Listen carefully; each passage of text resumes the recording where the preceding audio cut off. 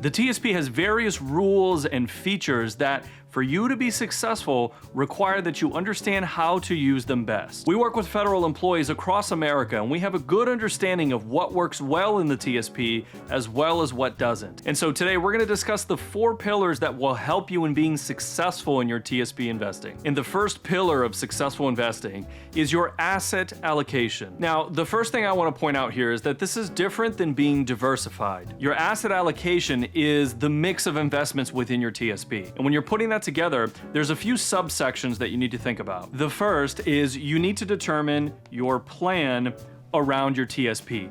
When will you retire? When are you going to use your investments? How much do you plan on taking out and when?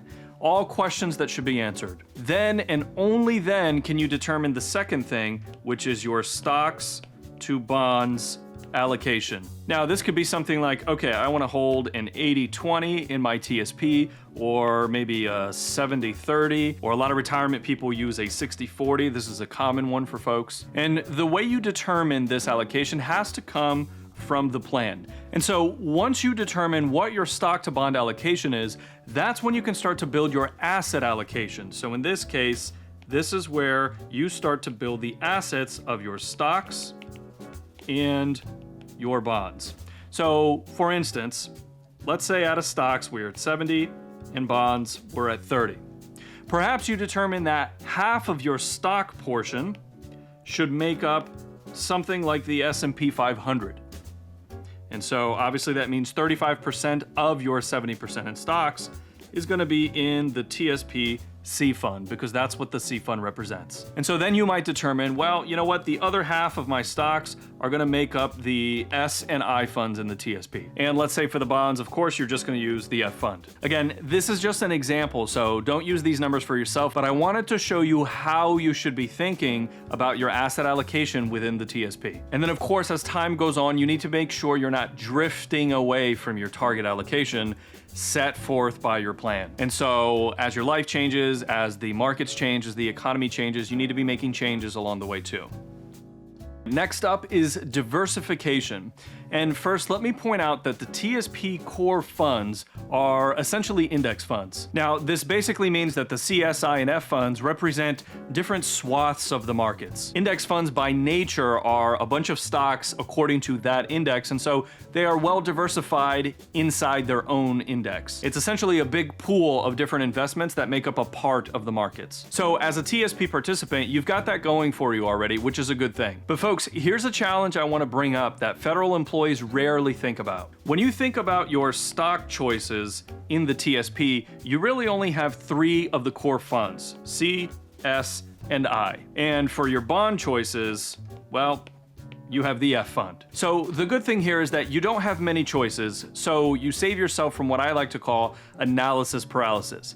Now, the bad news is you don't have many choices. You see, when you're selecting stocks for your TSP allocation, your least aggressive choice is the C fund. Folks, the S&P 500 is a volatile portion of the stock markets. So your least aggressive stock investment is already pretty aggressive by nature. And then of course the S fund and the I funds are even more aggressive than the C fund. And by the way, these rankings here are screenshots directly from the TSP website. And the TSP says that the S&P 500 or the C fund is a medium risk investment. I'm not sure I agree with that entirely, but I see what they're trying to say, that it's medium relative to the other investment options available. So for your stock choices in the TSP, you have 3 index funds that you can pick. Now, when it comes to bonds, you only have the F fund, so that's one choice. And the F fund is supposed to represent an aggregate of the entire bond market. Now, we're not gonna get into how bonds work in this video, but you should know that bonds are very particular. It's not like stocks where you can hold it for 10 or 20 years and it's likely they'll be higher in the future. Bonds are designed to create cash flow, which is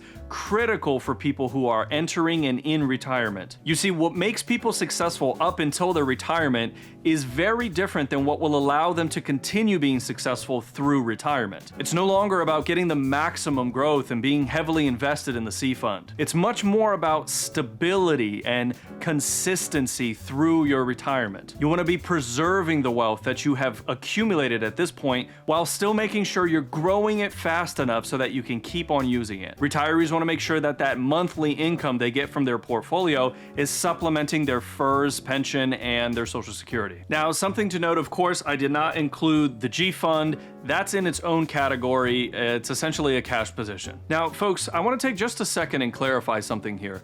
This is not a matter of whether or not the TSP funds are good or bad. If you have 10, 15, 20 years until retirement, you can hang out in these stock options and you'll thank yourself later. But if you're planning on retiring soon, you have to understand how these investments actually work. They are the way that they are, and how you choose to use these aggressive positions that the CS&I are is going to determine how your performance is in the TSP. Now, the TSP tried to give everyone in good faith more diversification options by introduction of the mutual fund window. But it seems to me like the way they've set it up, they actually want you to be using the core funds rather than the mutual fund window, which is strange to me because why would they care since it's your money? For one, the administrative costs are high, a lot of the investments have high expense ratios, and there's all kinds of restrictions and rules and certain things you have to follow that can be complicated and annoying at times, and so we'll put a list on the screen for you to check it out. But regardless, if you are in the TSP, the most important thing is that you understand what your options are, what's available to you, and how to use them in a way that's going to be supporting your needs. All right, before I jump to the next one, if you found any of this interesting, will you give this video a thumbs up? And if you want, we have a free newsletter where we go into topics like this and we show you exactly how we incorporate these strategies for our clients. And so we'll leave a link for that newsletter in the description below. Next up is long-term versus short-term liquidity. At some point, you're gonna need to start drawing from your portfolio, whether to supplement your lifestyle or because RMDs are forced out of your TSP. And so you need to set up your money in a way that has liquidity for different parts of your life. Many of you might have seen some of our other videos where we incorporate the bucket strategy, but even if you have, here's a quick recap. The key to a successful investment strategy is to have it do multiple jobs at once. If you're retired, for instance, you're gonna need money soon or right now. So what this means is that a portion of your wealth between 0 and 12 months, and by the way, this could be 16 months, it could be 18, it could be 24 months, it really depends on your plan, but a portion of this short-term money needs to be very conservative so that you have easy access to this money, it's not subject to market volatility, and you can withdraw from it with no problems. And the idea here is that the further away until liquidity or until you access your money, the more growth you should be having in your different buckets of your portfolio. And this is because the cost of a retirement plan,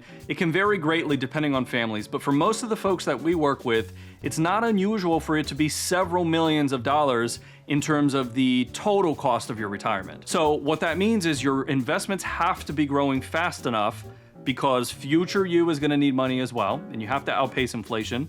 You also have to do some replacing of the money you're spending along the way. And the way that it works is over time, your long-term buckets begin to refill your shorter buckets as you're using them through your retirement. And so how do you figure out how much should go into each bucket and which investments are going to be inside each bucket? Well, this is where I tell you that you do need to have a plan in place. The only way to do this correctly is to actually go through the process of planning your retirement so that you know exactly what things could look like, even though life changes along the way. You want to create scenarios so that they represent your future self, and then that allows you to determine what do you need to do here now so that you give your best chance of achieving that. And by the way, that's what we do. We help federal employees plan their retirement. And so if you need help with this, then check out our website. There's a lot of free resources there, and maybe you decide that we're the kind of firm you're looking for yourself. So feel free to send us a message. And I can't always respond myself, but someone from our team can help talk to you and decide what direction you need to take, whether that's a call with us or perhaps give you some resources. All right, the next up in using the TSP successfully is with tax efficiency. And there's a couple of things that I want to bring up here. The first is related to contributions. Most of the families we work with are late stage career or even early retirement. And if you're at the end of your career, you're probably making the most money you've made so far. This means your taxes are higher, and so anything that you can get in tax deductions is going to be very helpful. So the simplest way to be successful with taxes in the TSP is to understand where you fall in taxes right now, compared to where you'll be with taxes in the future. And by the way, this applies to you if you're retired as well, because at some point you're gonna have RMDs, and taxes can become a really big problem if you don't address this between now and then. This graphic represents federal income tax for 2023 for a family filing jointly. And the y-axis are the tax rates going up, and the x-axis is the income going up. For instance, if you're still working and maybe your spouse is too, you might be falling into the yellow or the red zone for taxes. You might be in the 24 or the 32% or maybe even 35% tax rates. So if this is you and you're in the red zone, then you probably should be using the traditional or pre-tax contributions to the TSP, because any dollar that you're contributing to the traditional TSP, you're saving yourself possibly 30%, possibly more or a little less in taxes. And so the real idea here is that at some point you're gonna stop working, and so your tax rates might fall to in the green zone where it makes more sense to be paying taxes. And so that's where things like Roth conversions can be implemented during what we call your tax planning window, which is between when you retire and when you have to take RMDs. And so there's all kinds of things that you can do to possibly be paying taxes in the best rates possible, or even in the okay rates. But the big thing is, to Roth or not to Roth is a big decision relative to where you'll be in the future. And you can get a lot of good information by incorporating income projections in your plan. So for instance, if you're retired, at some point you're gonna hit the magical RMD age, and whatever has to come out has to come out. You're gonna be forced into that bracket. Do you have an opportunity right now to be paying tax rates somewhat lower than you're gonna be at your projected RMDs in the future? Of course, we can't know where tax rates will be then, but chances are, guys, they're not gonna really be that much lower than where they are right now. So you're starting to see the game really changes when you retire. You have a lot more flexibility and capability to be able to take your wealth to the next level. If you do things correctly, you might be able to set yourself up in saving tens of thousands of dollars in taxes, but you have to get ahead of this. So make sure you're not waiting too late until the game to start doing this planning. And if you want to learn more about how we as financial planners would be investing in the TSP, then check out this video here on the screen next. And if you need a little more help with your own retirement, check out our website and see if we might not be a good fit for you. Until next time, stay wise and stay wealthy.